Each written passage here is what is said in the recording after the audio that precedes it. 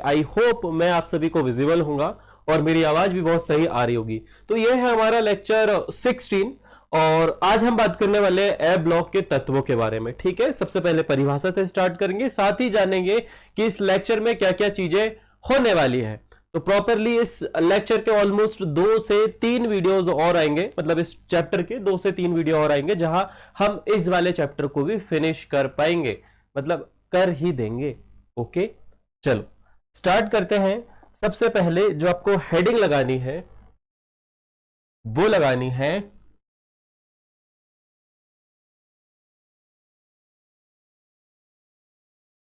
अंतः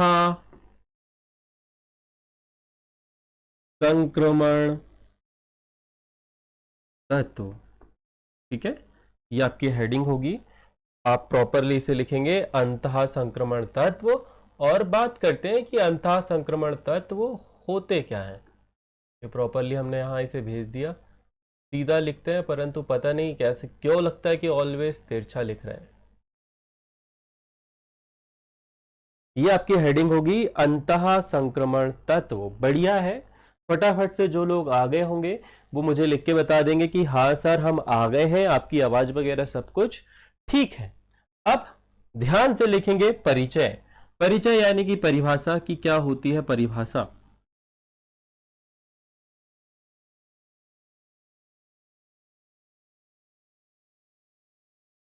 सामान्य परिचय।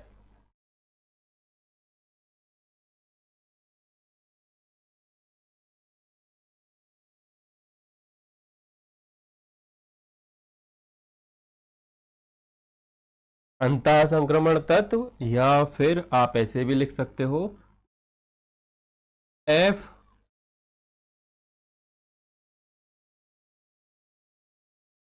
ब्लॉक के तत्व।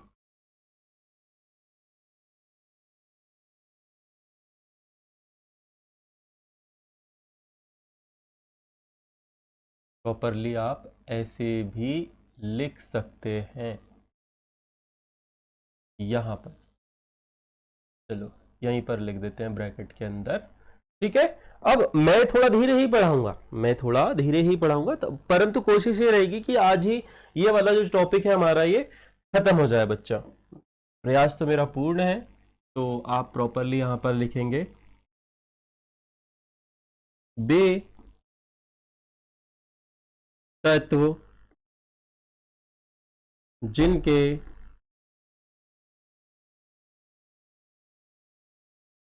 परमाणुओं में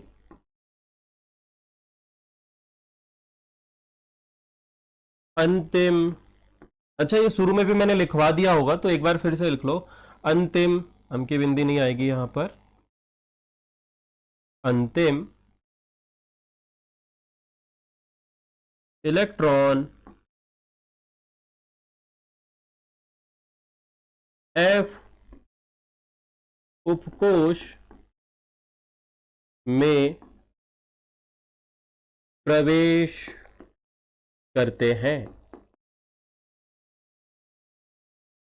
वे तत्व जिनके परमाणुओं में अंतिम इलेक्ट्रॉन एफ उपकोश में प्रवेश करते हैं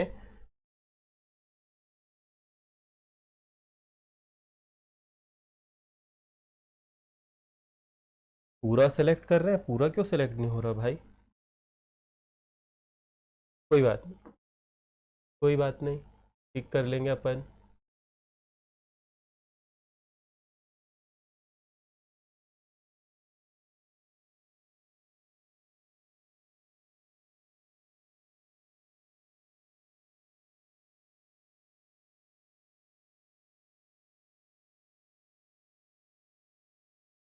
अंतिम इलेक्ट्रॉन एफ उपकोश में प्रवेश करते हैं, यहां पर लिखोगे आप एफ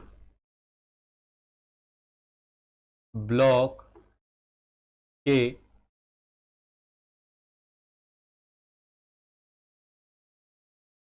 तत्व कहलाते हैं। ठीक है, ये लिखोगे प्रॉपरली। चलो बढ़िया है, थैंक यू बेटा, थैंक यू सो मच। इन्हें इन्हें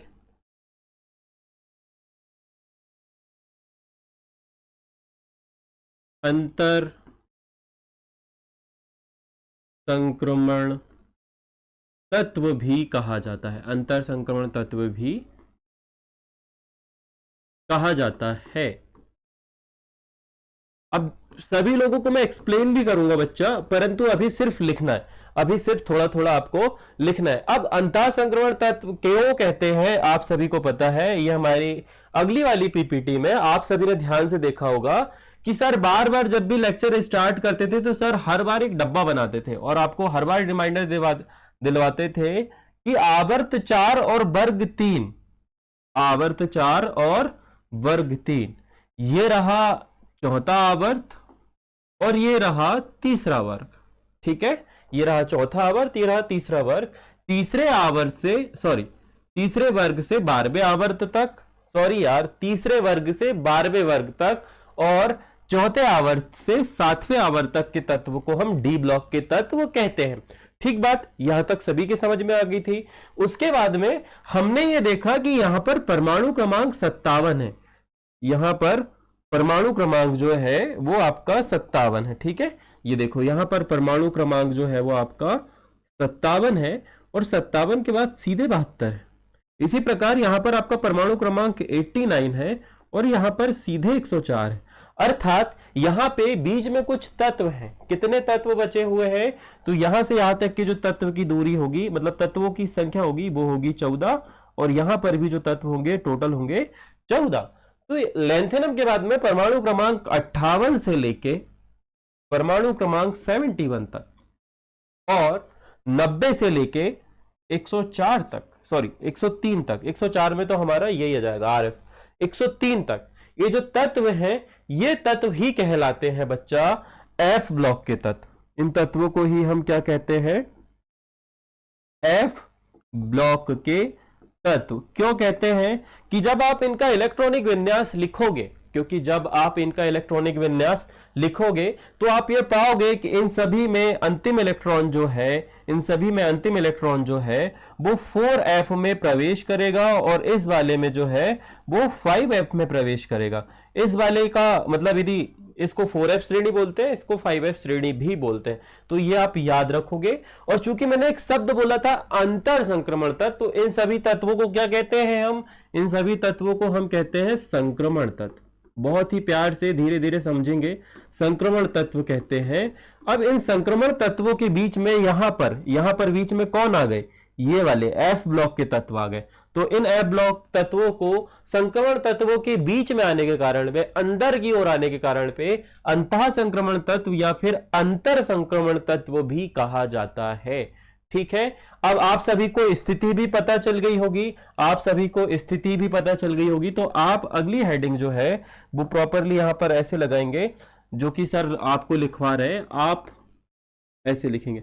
अच्छा, नोट्स के लिए आप हमसे कोऑर्डिनेट कर सकते हो, नंबर आपके सामने आ रहा होगा, उस नंबर पर आप मैसेज करके नोट्स ले सकते हो।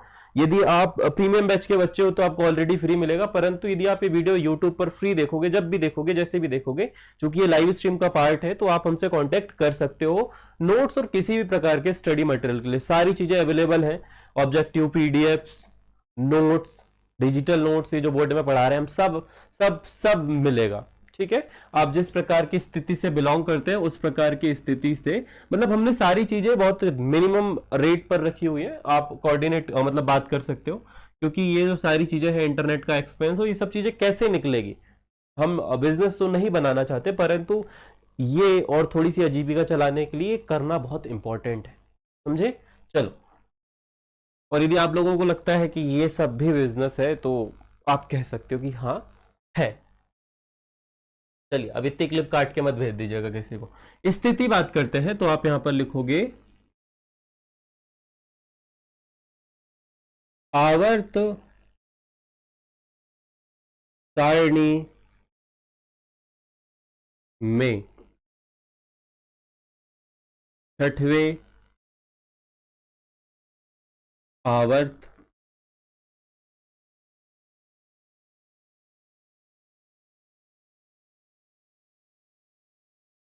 तथा सातवें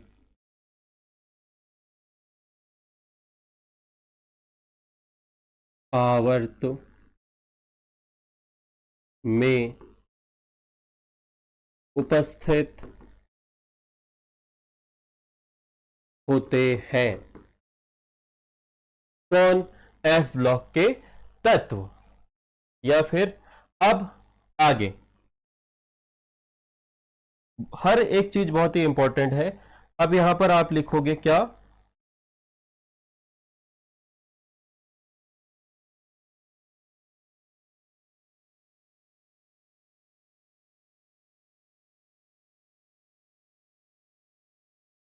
परमाणु क्रमांक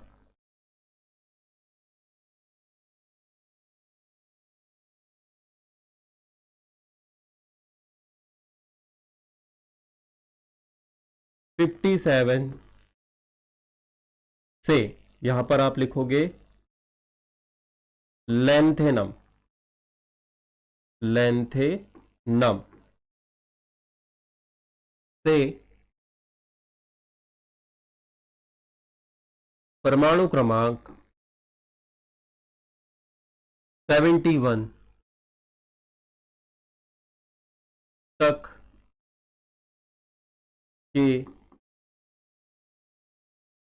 तत्वों को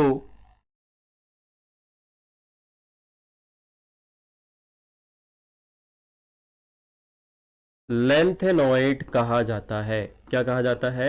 लेंथेनॉइड कहा जाता है। इस श्रृंखला में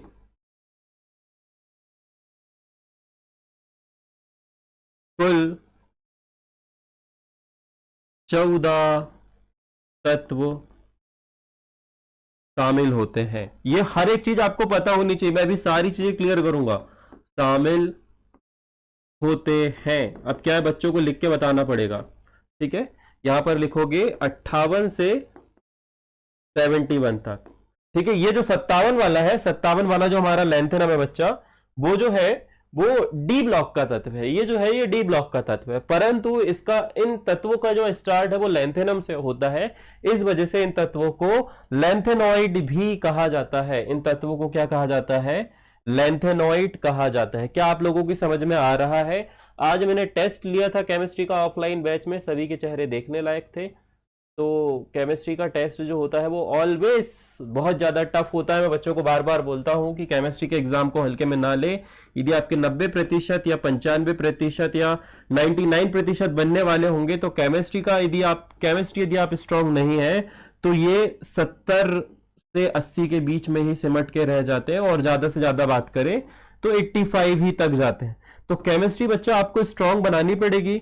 और जिन बच्चों को आज के टेस्ट के क्वेश्चन चाहिए होंगे, जो ऑनलाइन बच्चे हमारे देख रहे हैं, वो मुझसे पर्सनली बात कर सकते हैं।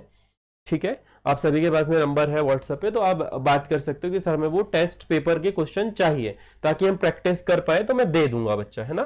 कुछ सिलेक्टेड बच्चे को ही दूंगा, ध्यान रहे, सभी को नहीं दूंगा।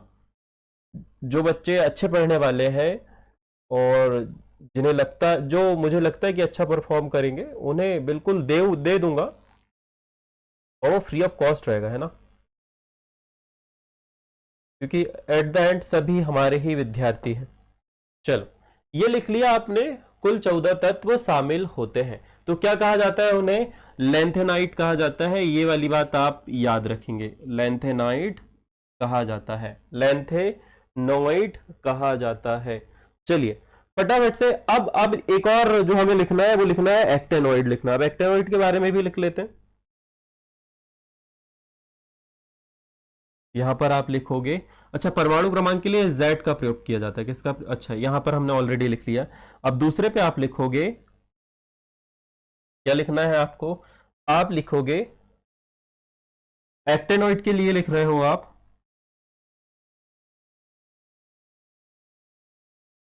89 से कौन सा तत्व होता है हमारा? एक्टिनियम।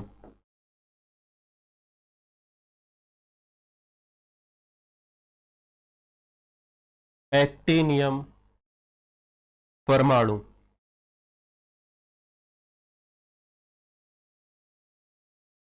यहां पर से लगा देना मैंने, से, यहां पर भी से लगाना बड़ा जरूरी है। क्या है, मैं बोल देता हूं परंतु लिखता नहीं हूं। से परमाणु क्रमांक, परमाणु क्रमांक के लिए Z शब्द का प्रयोग करेंगे हम। 103 तक के तत्वों को एक्टेनॉइड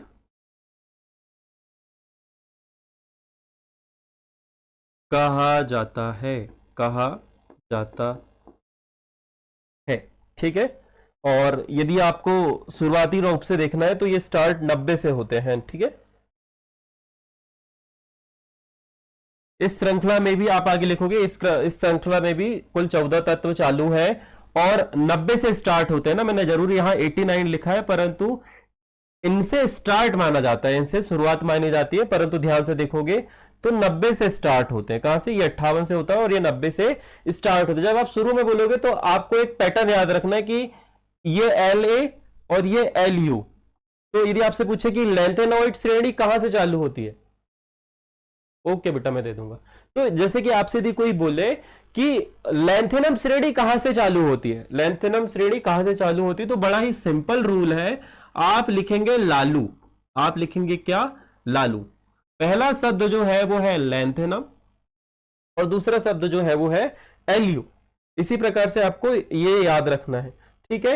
अब इन लोगों के संकेत, इन लोगों के संकेत इसी प्रकार से यदि इसका भी देखना है आपको, यहां पर देखो लास्ट वाले का नाम लिखा है लुटीशियम, लास्ट वाले का नाम है लालू, आप लगे इसका लेंथेनम, इसका है लुटीशियम। आगे जब आप जाएंगे इधर पे तो इसके लिए जो प्रॉपर वर्ड है वो है थार, TH और ZR।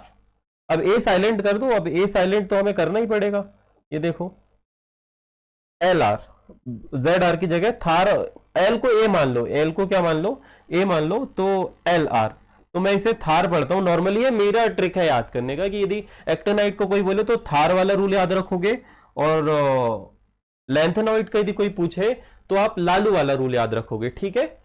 ये ऐसे करके यहां पर LALU, लालू।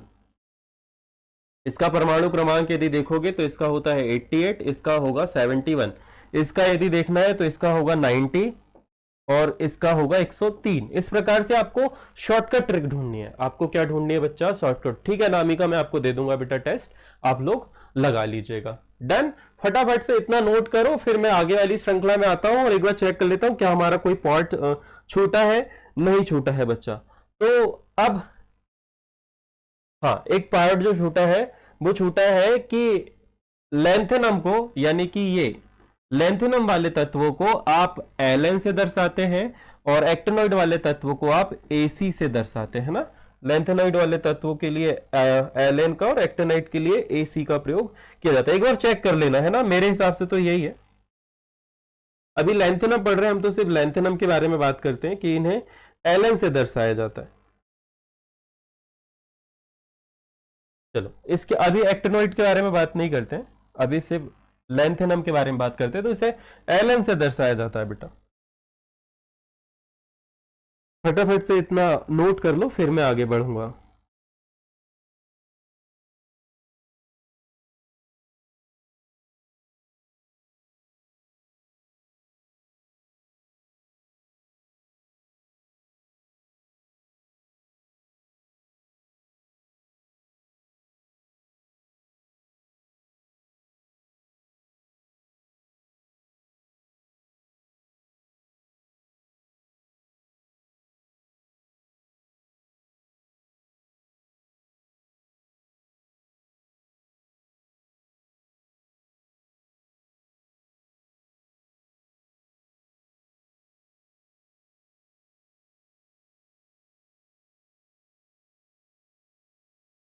चलो अपन आगे बढ़ते हैं और आगे वाला पढ़ते हैं।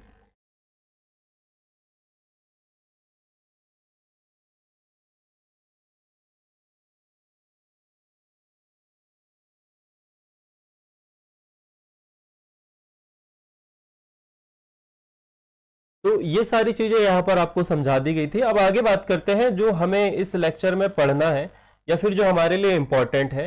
तो आज का जो हमारा विषय है वो सिर्फ एलन होगा, यानी कि लेंथेनॉइड होगा सिर्फ। तो लेंथेनॉइड के बारे में बात कर लेते हैं।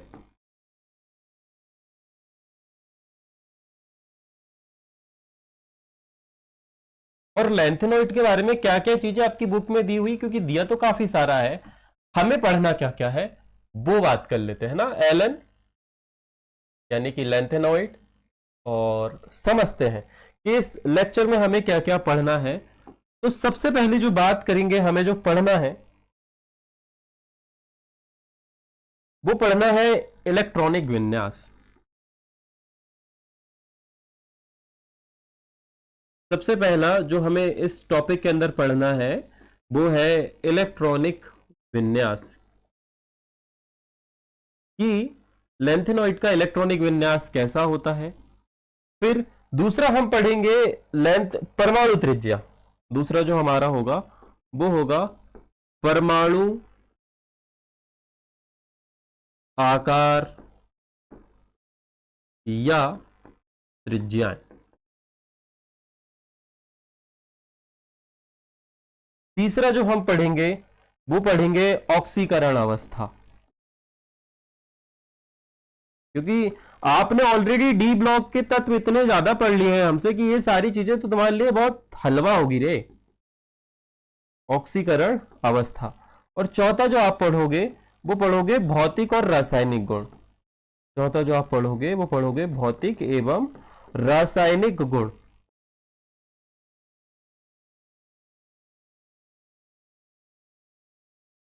रासायनिक, ये सा जैसे लगेगा तुम्हें तो एक काम करता हूं मैं मिटा देता हूं, मैडम बहुत कंप्लेन करती है मुझसे कि आप रा सही से बनाया करो सर, ठीक है। रासायनिक गुण, ये आपके 4 हॉट टॉपिक होंगे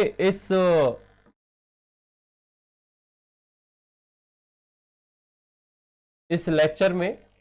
अब हमारे पास यदि समय रहा, अब यदि हमारे पास में समय रहा तो we will complete this on this particular lecture. Otherwise हमें एक और लेक्चर लाना पड़ेगा जिसके अंतर्गत हम ये सारी चीजें कंप्लीट करेंगे। वैसे मेरा प्लान था कि एक ही में अपन कंप्लीट कर लेते हैं, परंतु अब दिक्कत ये है भाई साहब कि मुझे नहीं लगता कि इस पे हो जाएगी सारी चीजें। तो अपन इलेक्ट्रॉनिक विन्यास ही पढ़ पाएंगे मुझे ऐसा लगता है, क्योंकि 2 टॉपिक तो अपन कवर कर ही लेंगे, ठीक है। तो let's start with the electronic विन्यास। तो यहां पर आपके सामने इलेक्ट्रॉनिक विन्यास की पूरी एक टेबल बनी हुई है ना, देख पा रहे हो आप इलेक्ट्रॉनिक विन्यास की। ये देखो एक टेबल बनी हुई है, मैंने ऊपर खिसका दिया, ये आ गया टेबल। अब लेंथेनॉइड के बारे में खास बात है कि इसके एस उपकोष में ऑलवेज 2 इलेक्ट्रॉन होते हैं। तो आप यहां पर लिखोगे लेंथेनॉइड के 6s में ऑलवेज 2 इलेक्ट्रॉन होते हैं। 6s का मतलब छठवां आवर्त। यहां पर आप बहुत अच्छे से देख पाओगे कि 6 जो हमारा छठवां उपकोष है, मतलब जो छठवीं कक्षा है उसका एस उपकोष है, उस पर 2 इलेक्ट्रॉन है ही है, उसके 2 इलेक्ट्रॉन कोई नहीं छीन सकता, है ना। तो ये वाली बात आपको पता होनी चाहिए, आपको लिखना है कि 6s का एस उपकोष हमेशा उस पर 2 इलेक्ट्रॉन रहेंगे ही रहेंगे। और जो अंतर हमें देखने को मिलेगा वो देखने को मिलेगा एफ में। एफ में यहां पर 1 है, यहां पर 3 है, 4 है, 5 है, मतलब जो भिन्नता पाई जाती है वो सिर्फ एफ उपकोष में पाई जाती है। बस इतनी सी बात आप लिखोगे, इलेक्ट्रॉनिक विन्यास वाला पॉइंट डालोगे और लिखोगे कि लेंथेनॉइड तत्वों में 6s में ऑलवेज 2 इलेक्ट्रॉन आते हैं और बाकी के जो एफ उपकोष है उसमें 1 से लेकर 14 इलेक्ट्रॉन तक आते हैं। अब बात करें स्थायित्व का नियम। आपको यदि लिखना पड़े कि इनका स्थायित्व कैसा होता है तो स्थायित्व के लिए 3 रूल याद रखेंगे। सबसे पहला कि यह तब जाके स्थायित्व होगा जब 4s में या तो 0 इलेक्ट्रॉन हो, तब जाके ये स्थायित्व प्राप्त कर लेगा। अर्थात अब इससे आप इलेक्ट्रॉन नहीं निकाल सकते, ये अपने आप को स्टेबल करने की कोशिश करेगा। मतलब ये तत्व सबसे अधिक स्टेबल होगा यदि 4f पूरा 0 है, ये होना चाहिए। दूसरा, 4f में यदि 7 इलेक्ट्रॉन है, 4f में यदि 7 इलेक्ट्रॉन है, 4f में यदि 7 इलेक्ट्रॉन है तब भी ये स्थायित्व प्राप्त कर लेगा, क्योंकि ऐसी स्थिति में हम ये मानते हैं कि 4f जो है वो कैसा है, अर्धभरित है। आप सभी को पता होना चाहिए कि f उपकोष में टोटल 7 कमरे होते हैं, 1 2 3 4 5 एंड 6, 1 2 3 4 5 6 7, 7 ही हुए ना बच्चा। तो यहां पर या तो ये 0 हो, फर्स्ट स्टेप पे ये 0 हो, दूसरे स्टेप पे मैं ये कह रहा हूं कि ये अर्धभरित हो। अर्धभरित का मतलब यहां एक, यहां एक, यहां एक, यहां एक, यहां, यहां और यहां सभी जगह एक एक इलेक्ट्रॉन हो। या तीसरी स्टेप, ये जो 4f है ये पूर्ण रूप से भरा हुआ है, यानी कि आप लिख सकते हो 4f में 14 इलेक्ट्रॉन हो। और पूर्ण भरित का मतलब आप सभी को पता होना चाहिए। पता क्या होना चाहिए आपको? सभी को सब पता है, सर ने सारी चीजें बता दी, पूर्ण भरित, अर्धभरित, ये राम कहानी होती क्या है, तो आप सभी को मैं बहुत पहले ही बता चुका हूं। अब इन सभी में क्या होंगे? 2-2 इलेक्ट्रॉन आ जाएंगे। तो ये जो 3 स्थिति है, इस स्थिति में जो आपका तत्व है और उसका परमाणु जो है वो सबसे अधिक स्थायी होगा, वो ज्यादा भटकेगा नहीं। तो अब ये वाली बात आपको समझ में आ गई, ठीक है। अब दूसरा टॉपिक जो है हमारा वो होगा परमाणु त्रिज्या। परमाणु त्रिज्या, अब उसके लिए हमें थोड़ा सा बैक आना पड़ेगा। बैक आते समय आप ये देखोगे कि ये वाले भाई साहब 6s2 और 3d1, यदि ये 3 इलेक्ट्रॉन निकाल दिए जाए तो ये स्थायित्व प्राप्त कर लेगा, या 2 भी निकाल दे अपन तो स्थायित्व प्राप्त कर लेगा। तो यहां पर 4f में 0 होते हैं, ठीक है। तो मतलब ये इस स्थिति में स्टेबल होगा, और ये वाले पे 1 ही है। 2 निकालोगे तो d पे 1 बनेगा, 3 निकालोगे तो 4f तो 0 ही हो जाएगा। अब यहां पर देखो 6s से 2 निकल गए, 3d यहां पर से 1 और निकल गया, तो ln पर आ गए 2, ठीक है। इसी प्रकार से यहां पर आ जाएगा 1।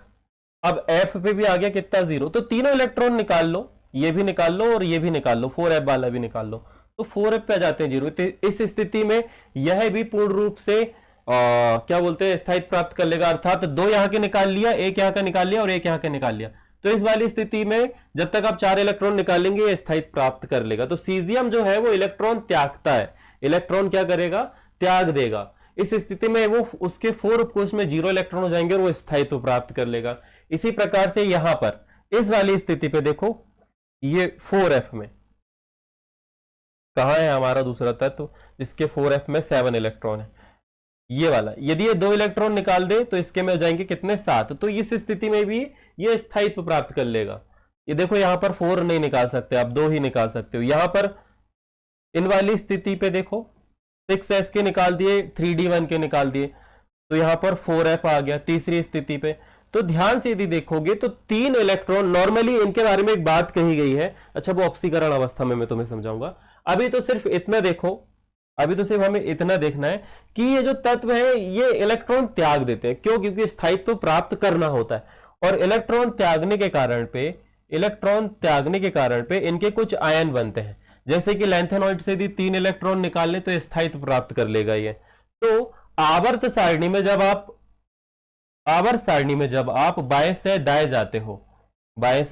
दाएं जाते हो तो परमाणु का आकार जो है वो घटता है। तो सिमिलरली यहां पर भी वही रूल है, यहां पर भी वही रूल है। देखो परमाणु का आकार जो है आवर्त सारणी में बाएं से दाएं जाने पर घट रहा है, और इन तत्वों के आयनों की त्रिज्या दी है, तो पूर्ण रूप से तत्वों की नहीं दी। और कारण वही है क्योंकि इन्हें स्थायित्व प्राप्त करना होता है, तो सभी के यदि 3-3 इलेक्ट्रॉन निकाल दें तो ये स्थायित्व प्राप्त कर लेते हैं, और इस कारण से इनके परमाणु का आकार जो है वो छोटा हो जाता है। ठीक बात? तो ये आपको याद रखना है। मैं यहां पर कुछ पॉइंट लिख देता हूं। अब एक और चीज आप सभी के दिमाग में एक क्वेश्चन आना चाहिए कि सर आवर्त सारणी में हम बाएं से दाएं जा रहे हैं तो परमाणु का आकार जो है वो घट रहा है, परमाणु का क्रमांक बढ़ रहा है, परमाणु का आकार बढ़ रहा है। तो उसका कारण मैंने आपको बहुत पहले ही बता दिया है, उसका कारण है प्रबल नाभिकीय आवेश। क्या कारण है? प्रबल नाभिकीय आवेश। प्रबल नाभिकीय आवेश। और दूसरा कारण आपको पहले ही बता दिया था हमने, 4f का परिरक्षण प्रभाव। ये सारी चीजें हम पहले वाले लेक्चर में कंप्लीट कर दी हुई, अब तो बस तुम्हारा रिवीजन करवा रहा हूं। 4f का परिरक्षण प्रभाव, और 4f का परिरक्षण प्रभाव जो है वो दुर्बल होता है। तो पॉजिटिव चार्ज क्या करता है, बाहरी कोश में जो इलेक्ट्रॉन घूम रहे हैं अपने प्रबल नाभिकीय आवेश का प्रयोग करके इन इलेक्ट्रॉनों को अपनी ओर खींच लेता है। क्यों खींच लेता है बच्चा? इसीलिए खींच लेता है क्योंकि इलेक्ट्रॉन एफ उपकोष में जाना प्रारंभ कर देते हैं और एफ उपकोष का परिरक्षण प्रभाव जो है वो सबसे दुर्बल होता है। दुर्बल यानी कि कमजोर होता है, और कमजोर चीजें जिनका नाभिकीय परिरक्षण प्रभाव अर्थात ऋण आवेश कम हो, ये प्लस आवेश उन्हें खाने की कोशिश करता है, ऋण आवेश को बिल्कुल अपनी ओर आकर्षित करेगा। ठीक है, इस वजह से इनकी परमाणु त्रिज्या जो है वो छोटी होने लगती है, और इसी छोटे होने को, इसी परमाणु त्रिज्या के कम होने को लेंथेनॉइड, अच्छा ये पहले भी बता चुका हूं मैं, है ना, लेंथेनॉइड आकुचन कहते हैं। क्या कहते हैं? लेंथेनॉइड आकुचन कहते हैं। इस पर्टिकुलर चीज को लेंथेनॉइड आकुचन कहते हैं। यहां पर ध्यान से देखोगे सीई के 4 इलेक्ट्रॉन निकले और पीआर के भी 4 इलेक्ट्रॉन निकले। कुछ तत्व 4 इलेक्ट्रॉन देते हैं, कुछ तत्व 2 ही इलेक्ट्रॉन देते हैं। क्यों? क्योंकि वो स्थायित्व को प्राप्त कर लेते हैं, वो 3 नहीं देते। यहां पर कुछ तत्वों के बारे में बात की गई है और इसे आपको इससे टेबल से समझना है। जैसे कि यहां पर ये भाई साहब तीनों दे देंगे तो 4f में 0 जाएंगे, स्थायित्व प्राप्त कर लेंगे। ये भाई साहब 3 देंगे तो 4f में 1 बचेगा, इस वजह से ये चौथा भी दे देते हैं। ये पीआर भाई साहब भी ऐसे ही करेंगे, यहां पर 4f में 1 रहे तो भी ये स्थायित्व प्राप्त कर लेते हैं। ठीक है, तो ये आपको समझना है। एलए और पीआर 4-4 इलेक्ट्रॉन दे देते हैं, इसके बाद वाले 2-2 देंगे, और लास्ट के कुछ जो है वो भी 2-2 इलेक्ट्रॉन ही देते हैं। देखो ये टीएम और वाई और एसएम और ईयू ये 2-2 इलेक्ट्रॉन ही देंगे। कारण है स्थायित्व प्राप्त करना, कारण है स्थायित्व प्राप्त करना। कहां है हमारा? ये एसएम और ईयू ये 2-2 ही इलेक्ट्रॉन देंगे। कारण आप लोगों को मैंने बता दिया, ये 6s पर जो है जैसे यहां पर 2 इलेक्ट्रॉन जाएंगे ये 7 इलेक्ट्रॉन हो जाएगा और ये स्थायित्व प्राप्त कर लेगा। इसके बाद वाले 3-3, यहां पर भी यदि ध्यान से देखोगे ये तीनों दे देगा तो 4f में 14 इलेक्ट्रॉन हो जाएंगे। ये 2 देगा और ये 2 दे देंगे तो भी ये दोनों जो है वो स्थायित्व प्राप्त कर लेंगे। तो कुछ तत्व जो है वो 2-2 इलेक्ट्रॉन ही त्यागेंगे। थोड़ा सा तुम्हें समझने में टाइम लगेगा, टीएम और याबू क्यों 2-2 दे रहे हैं, वाई यू याबू बोल रहा हूं मैं, देखो।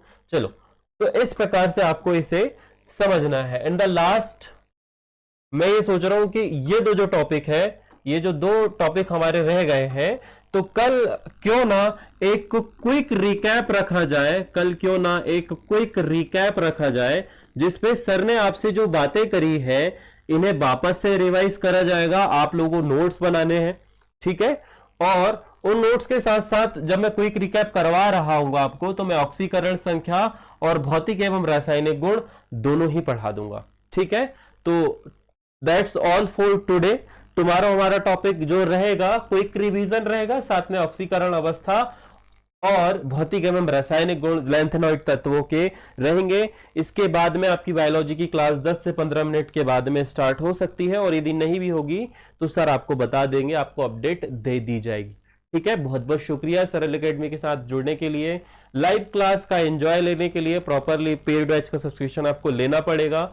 बहुत सारी चीजें होती हैं, कुछ चीजें हम आपस में ऐसे बात कर सकते हैं, आप लोग देख सकते हो। मतलब यहाँ पर मैं अनामिका से बात करते रहता हूँ, उसकी चैट्स आते रहती है। तो और भी बहुत सारे बच्चे हैं जो भी आ नहीं रहे हैं, पता है कब आएंगे?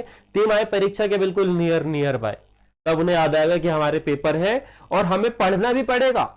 जैसे आज हमने टेस्ट लिया, उसमें ये देखने को मिला कि कुछ बच्चों के तो होश ही उड़ गए कि ऐसे प्रश्न भी आते हैं। ठीक है, तो आप लोगों को भी प्रॉपरली वैसे दे दिए जाएंगे। ठीक है, मैं पर्सनली ये जो है अनामिका आप मुझे व्हाट्सएप करोगे, टेलीग्राम पे नहीं डालूंगा मैं। ठीक है, तो आप भेज देना, मैं आपको भेज दूंगा। डोंट शेयर एनीवन, आप लोगों को प्रॉपरली स्पेशल ही आपको दिया जाएगा। चलिए जी, बहुत बहुत शुक्रिया, ध्यान रखिएगा अपना। राधे राधे।